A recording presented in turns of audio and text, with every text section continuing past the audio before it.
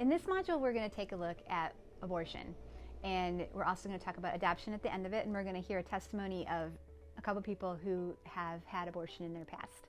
Now, a lot of times when people think about LifePlan and the work that we do, their minds automatically go to abortion, and that is a part of what we do. We do a lot of other things as well, but we do need to know and understand, have an understanding of abortion. While not everybody that you see when you are seeing people is going to be abortion-minded, you will sometimes encounter people who are thinking about abortion. And so it's good to know, to have a background of what abortion is and of what ways that you can help the people that are thinking about having an abortion, or even those that have had an abortion in the past.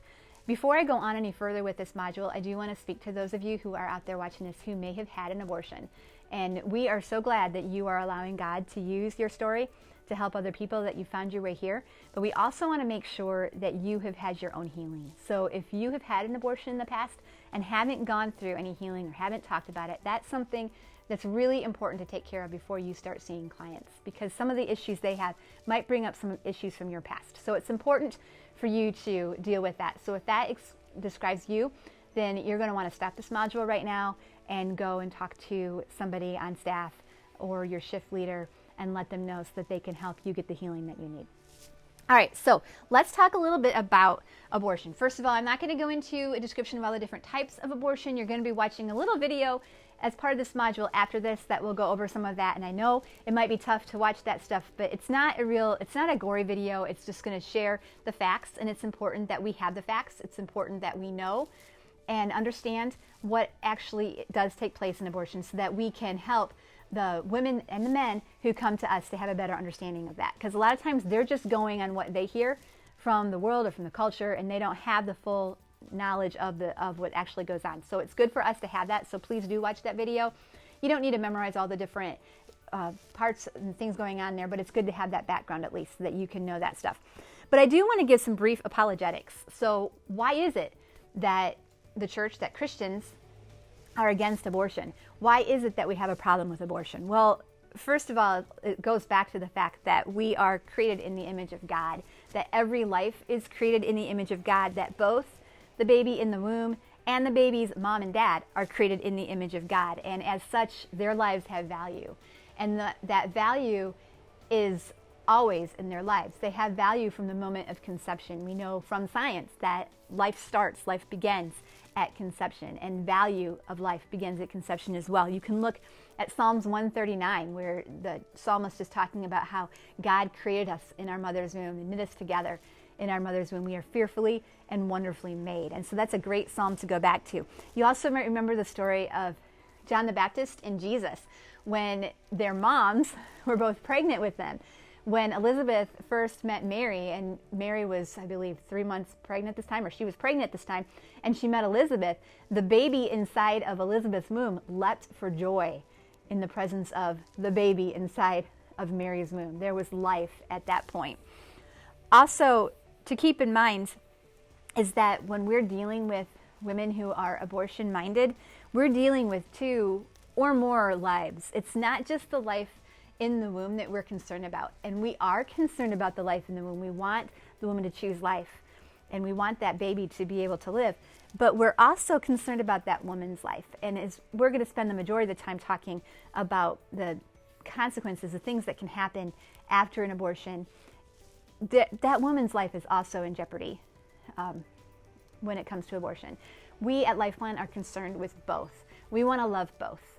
We want to help the woman and the baby. We also want to help the man who's involved, because every abortion has a man involved as well as the potential grandparents and other family members that are involved. It's not just one life that we're dealing with, it's multiple lives when it comes to the issue of abortion.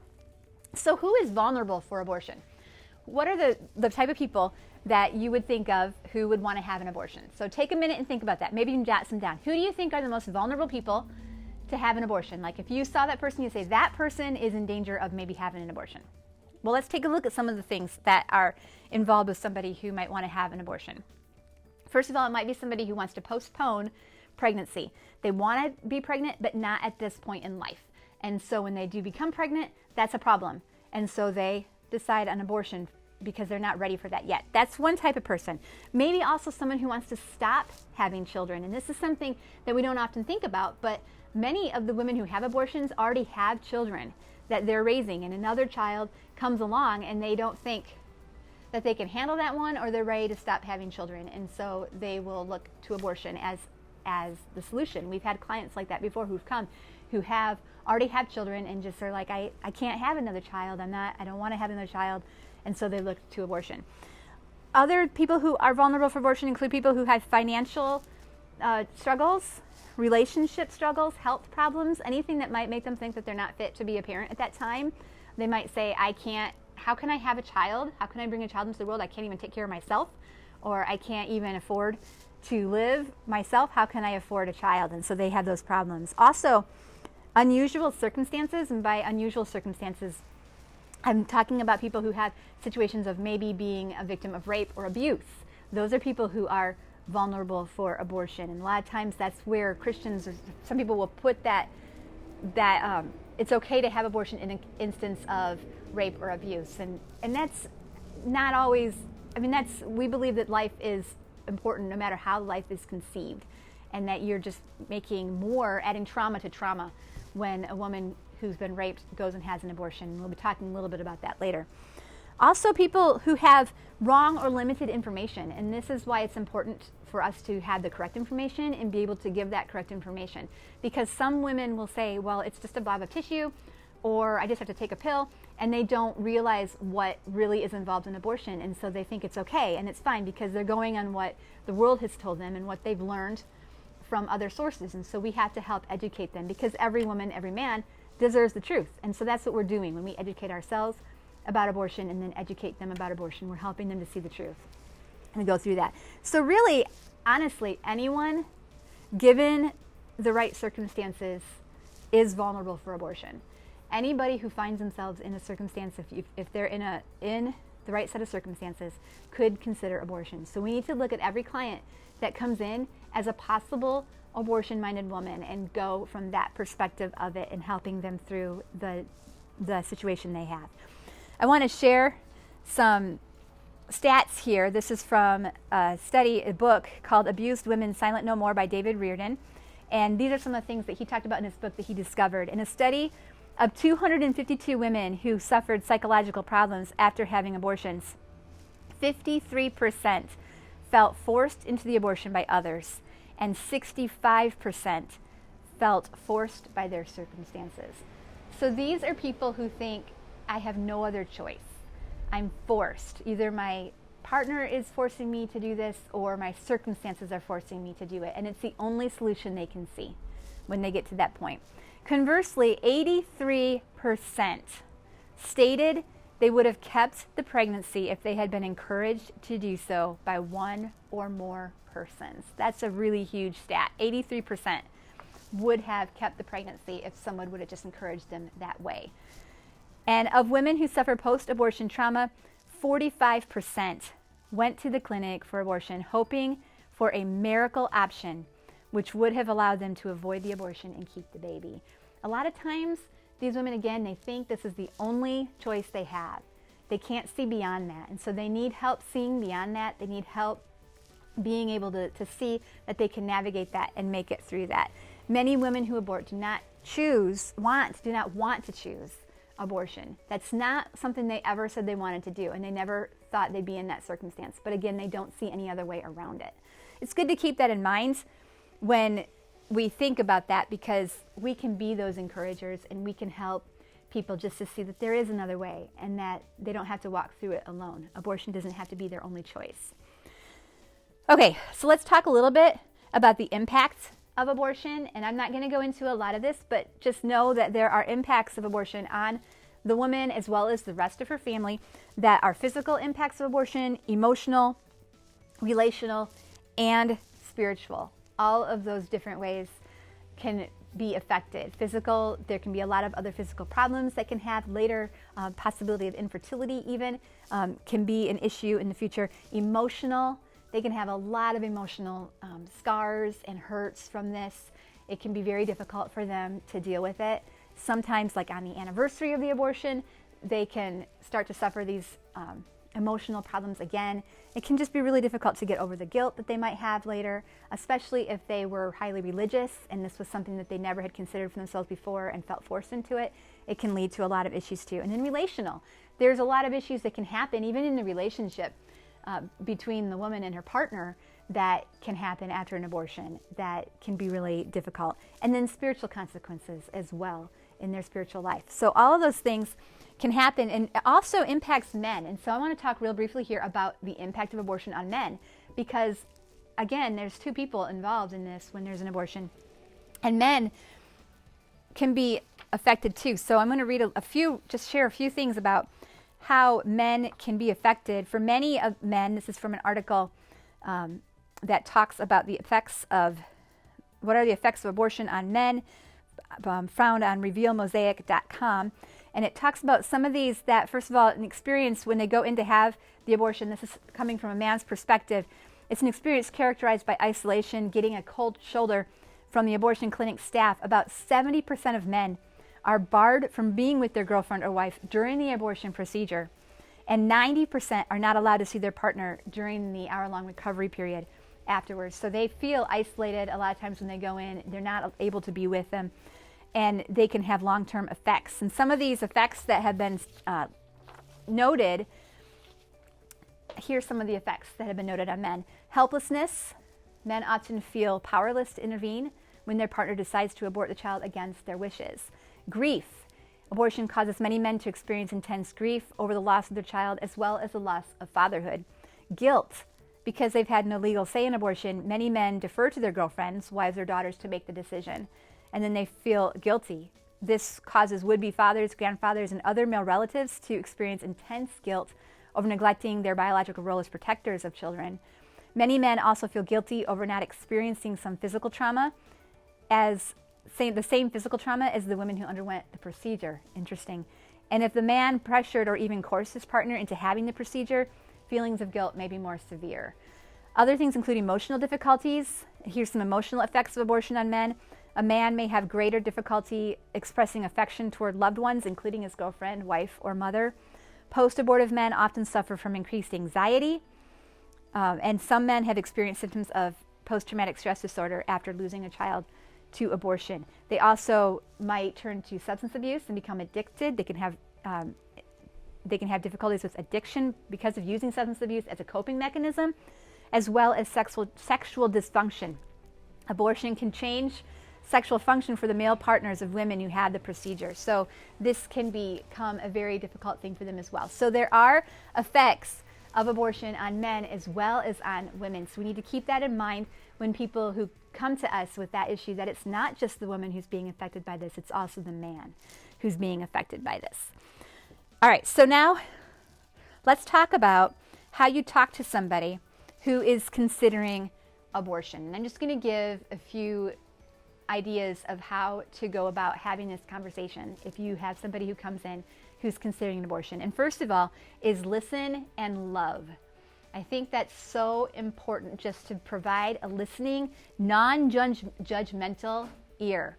Okay? A lot of times they've been, they need somebody to really hear them, to hear their pressure, to hear what they're saying. So don't go into it with all of your apologetics in mind, with all of your abortion's bad because of this and this and this. No, go in it first with, you are in a struggle, a tough situation right now. I want to listen to you and really hear where you're coming from.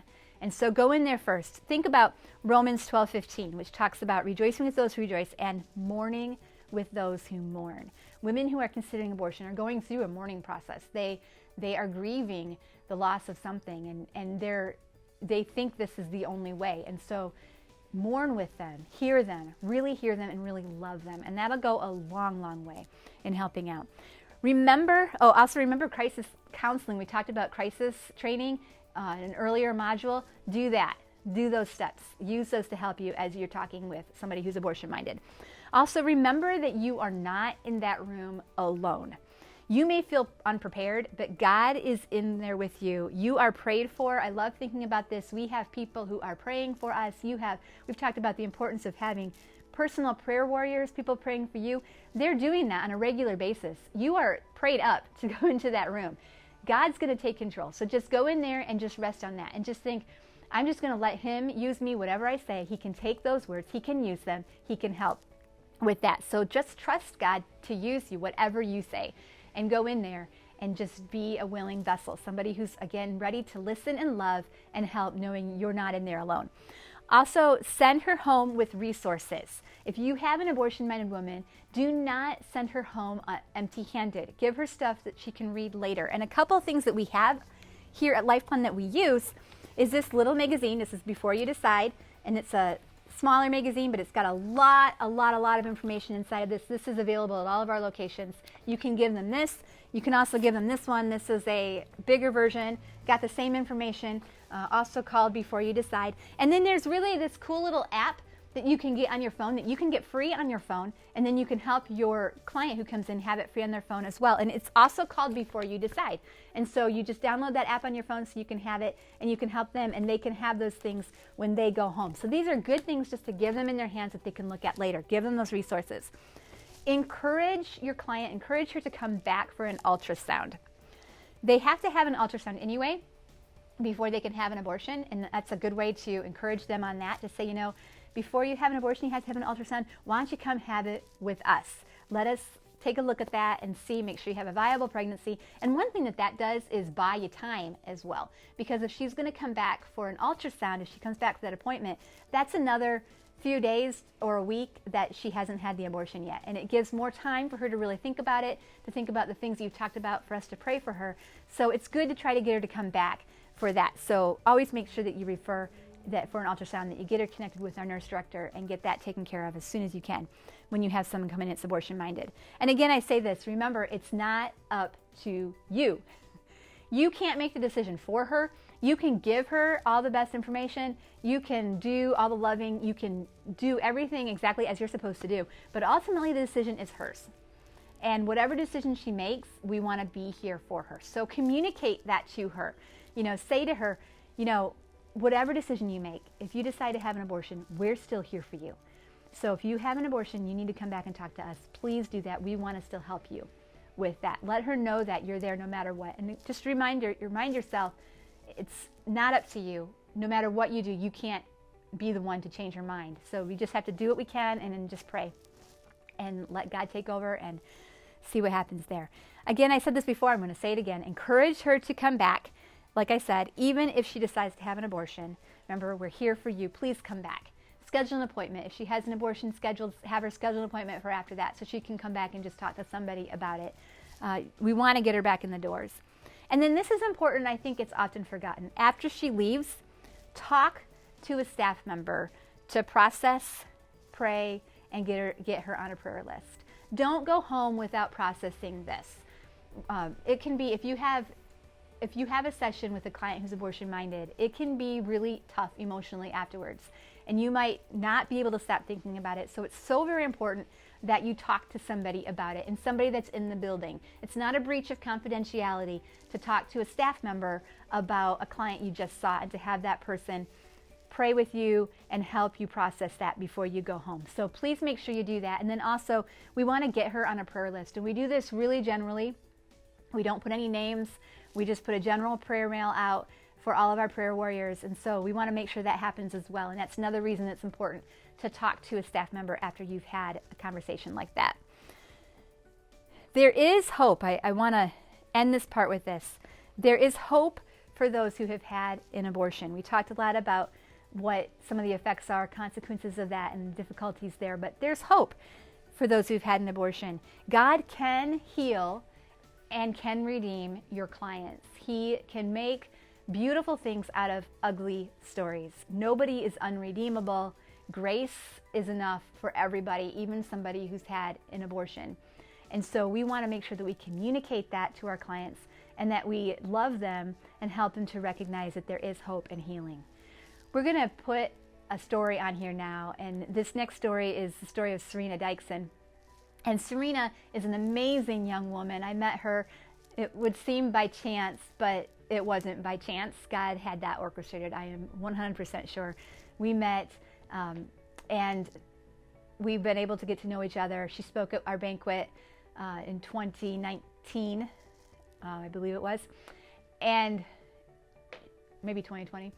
She is an amazing woman, and she's going to share her story of hope and healing after abortion. You're also going to hear from her husband, Bruce, a little bit on this. So I want you to watch this and be encouraged by this story, and just know, and this is going to deal with one of the unusual circumstances we talked about, because she had an abortion after an instance of sexual assault. So you're going to hear her story, and then after she comes on and does a story, then you're also going to hear a little bit about the adoption option by Crystal Kelly, one of our staff members. Enjoy the story. When I was growing up, I grew up in a pretty dysfunctional home. We didn't attend church. We were our family was just kind of surviving. I was about 13. We had just moved back to Indiana, and I had an uncle that started coming around our house and asked if I could babysit my cousins. And so that was super exciting for me, because as a 13-year-old, I wanted to be able to have that responsibility of babysitting. And that babysitting turned into something that it should not have, and I was sexually assaulted by my uncle. That sexual assault resulted in an unplanned pregnancy. My parents were walking in crisis, and they didn't know what to do with that, and they were looking for help, and the only help that was offered was an abortion. As a 13-year-old, that it didn't make sense to me at all. I had no idea what abortion was. I didn't know fetal development. I didn't know any of that. And so honestly, I thought we were just at a doctor's office. And so when they asked if I was ready, I said yes. Years later, I would find my mom's journal, and she wrote that she could hear me screaming, but they wouldn't allow her to come and help me. I was just very, not only broken from my sexual assault, but also re-traumatized because of the abortion. But then I had physical things happening. I was hemorrhaging, and they didn't check on me. My dad put me over his shoulder and carried me out to the car, and we got in the car, and we never wanted to remember what happened that day. Our family fell apart. My mom ended up checking herself in at a local mental hospital for about 2 weeks because she had a nervous breakdown. My dad would eventually leave our family, and our lives would just fall apart.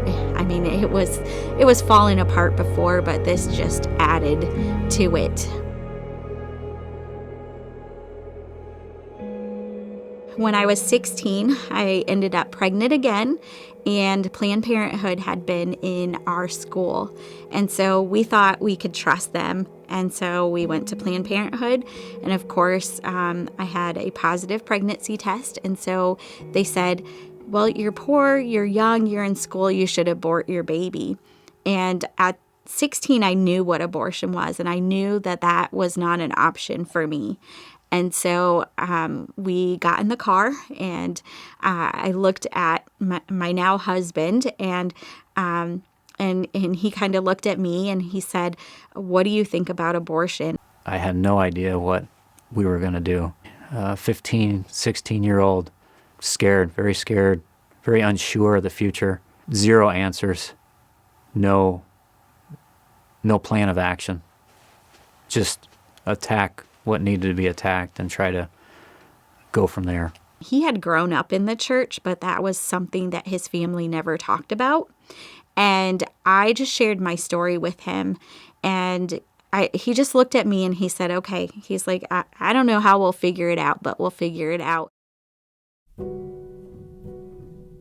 For us, the church was such a key part. Like, they didn't let us sit in our sin. But the beautiful part was that they came around us, and they threw us a baby shower, and they helped us find housing. They made sure that we were plugged into church, and just different things, gave us different tools that we needed to succeed and be able to finish school. I was married by my junior year of high school, and we had a little baby. We weren't prepared for marriage at all. And we weren't prepared for marriage with trauma. I had no idea.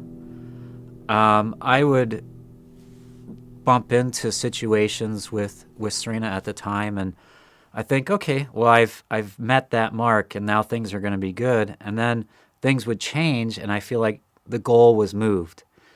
So there was a lot of tension throughout the years, but then it built up to the point that we had definitely a tipping point. Was a crisis that happened to our family. The time my kids hit middle school, we had another crisis happen. I still was not pinpointing my trauma of my abortion. I associate it with my sexual assault, but never abortion. And my world came crashing down. I struggled with my worth as a wife, my worth as a mother, and I ended up just moving out of our house.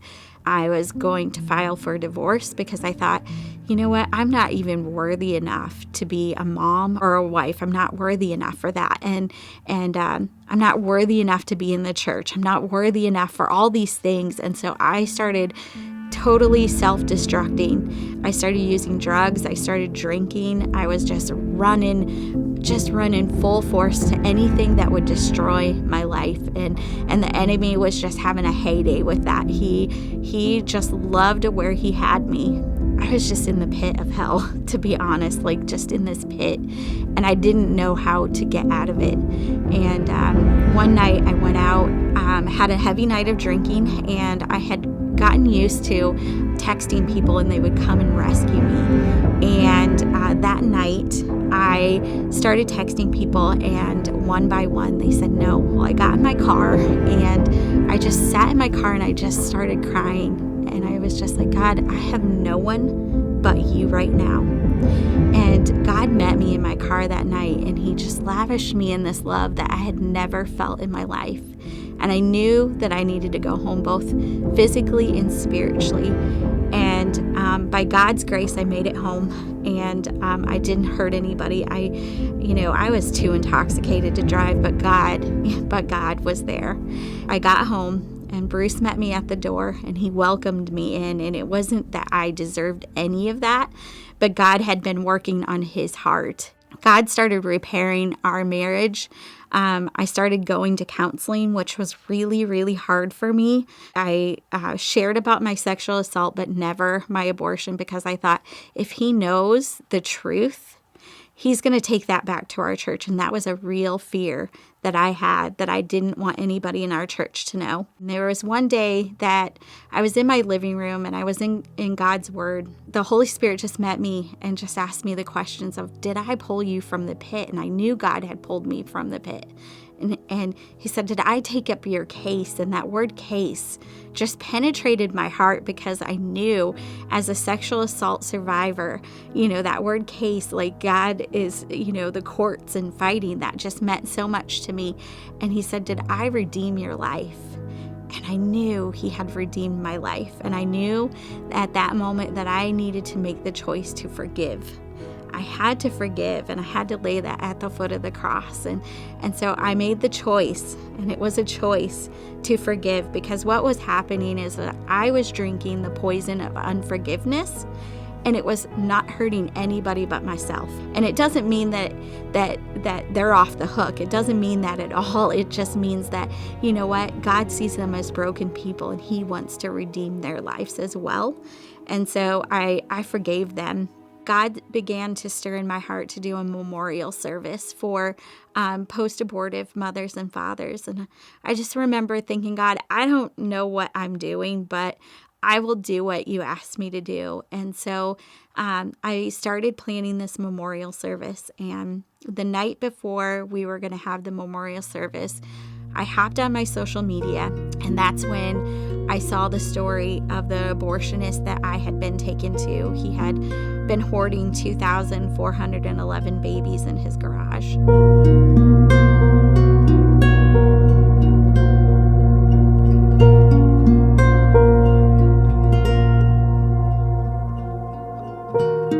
That night, I just crawled into bed and I just started praying and crying. And I was like, God, my first question I asked him was, God, was one of the babies mine?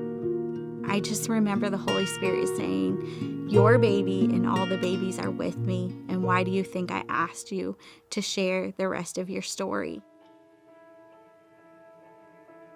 We have just been sharing our story out of obedience, and we're reaching women and men around the world, not only post-abortive men and women, but also women who are abortion-minded are hearing our story, and we're just meeting them with grace and compassion and mercy, and we're plugging them into local communities.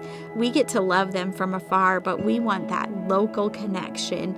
We want them to go to their local crisis pregnancy centers, but also we want them plugged into a church so that the church can love them well and meet them with the same grace that we were met with as 16-year-old parents, to love them well and do discipleship with them and grow them for both physically and spiritually, and also the men and women who are sitting in the church that have abortion in their past, who might be serving in the church, and you know what? You're not serving fully because you have this brokenness and this secret that you've been holding onto. And God just wants to meet post-abortive men and women with that same grace that He met me in my car.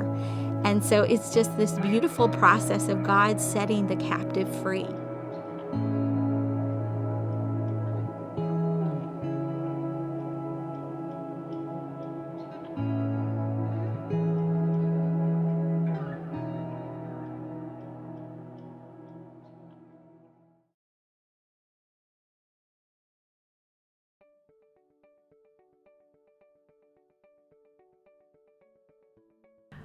Hi, my name is Crystal Kelly, and I am an adoptee that works here at LifePlan, and I'm going to talk to you a little bit about adoption. I kind of have a unique perspective because I'm an adoptee and because I've been here for a little while, and I actually met my birth mom and found out that she was 16. So it was kind of a really cool story, because I have been able to work with other birth moms and people just like her while I've been here at LifePlan. So that being said, I'm going to talk to you a little bit about adoption and the adoption process, and if you have clients that are interested in adoption.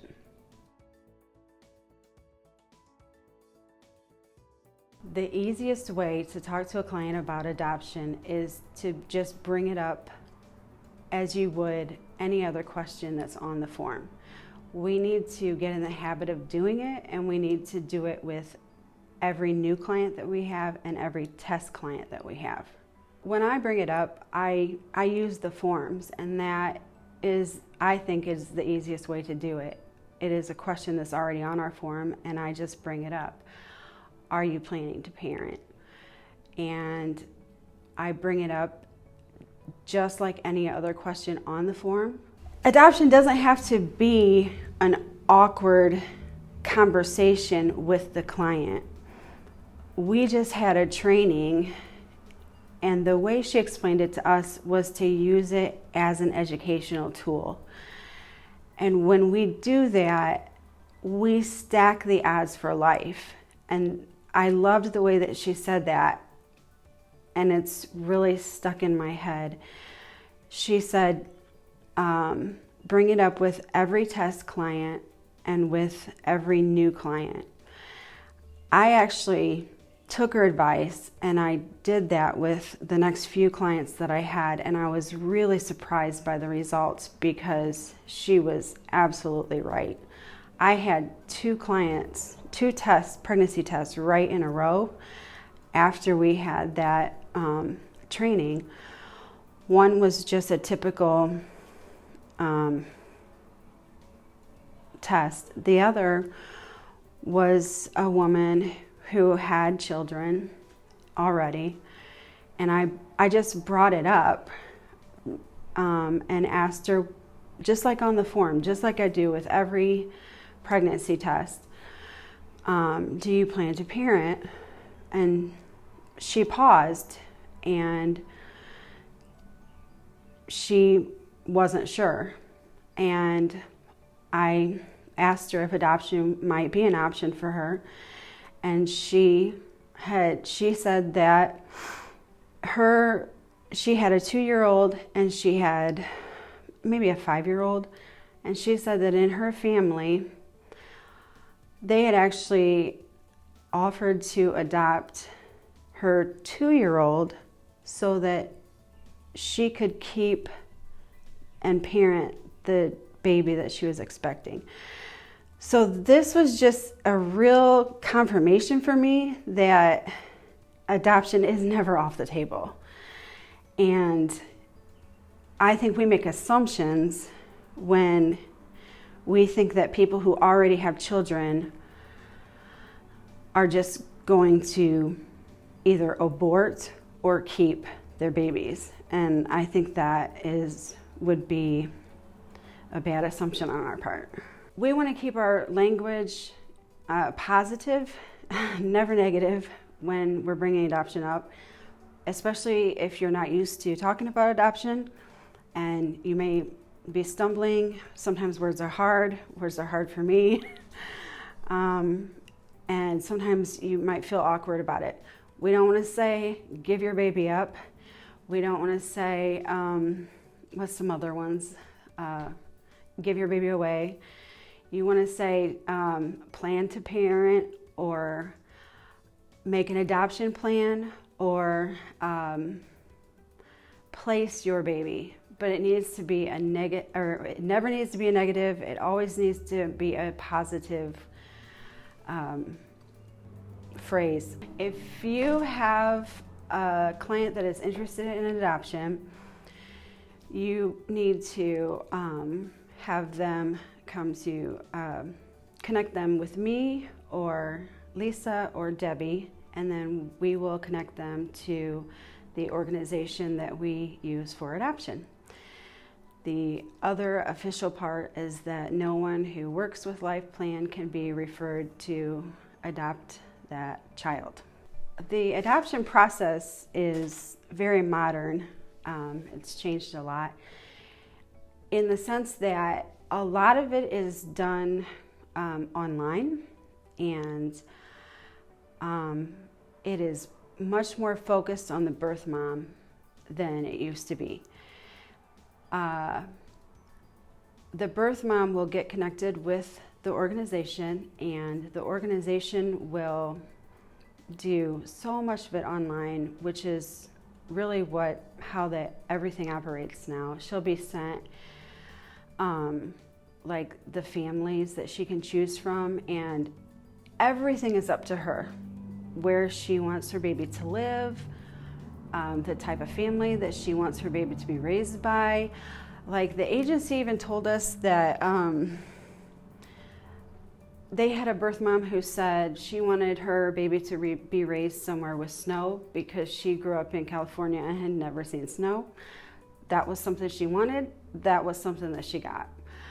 And so there's a lot of respect given to the birth mom as far as what her choices are, whether she wants to have the adopted family be a part of her life while she's pregnant, whether she wants them at the hospital, all those things, that's completely up to the birth mom.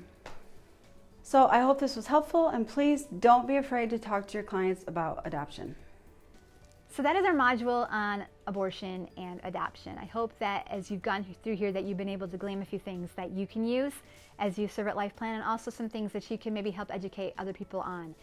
There's also that video left to watch that's before you decide, that talks about the different types of abortion. So make sure you watch that.